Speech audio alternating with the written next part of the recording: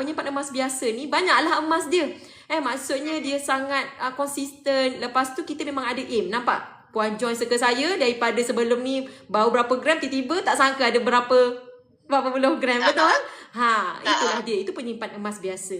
Tetapi sekarang ni puan dah upgrade menjadi dealer. Maksudnya puan upgrade satu dalam kehidupan puan, upgrade satu lagi kejayaan. Sebab apa saya kata kejayaan? Bila puan jadi dealer ni, pertama, puan direct saya.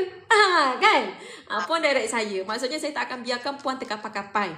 Yang kedua, saya kena pastikan puan juga berjaya. Maksudnya macam mana kita nak kena berjaya? Kita kena ada ilmu. Apa yang membezakan antara B40 dengan Team 20 adalah dari segi ilmu. Dari segi ilmu. Kalau orang, dia tak ada ilmu, tapi dia ada duit, duit akan pergi tinggalkan dia. Tetapi kalau orang ni dia tak ada duit tapi dia ada ilmu, memang duit akan datang kepada dia. Nampak? Itulah bezanya antara orang yang ada ilmu dengan orang yang tak ada ilmu. Perasan tak? Hari ni je dalam surat khabar, Suri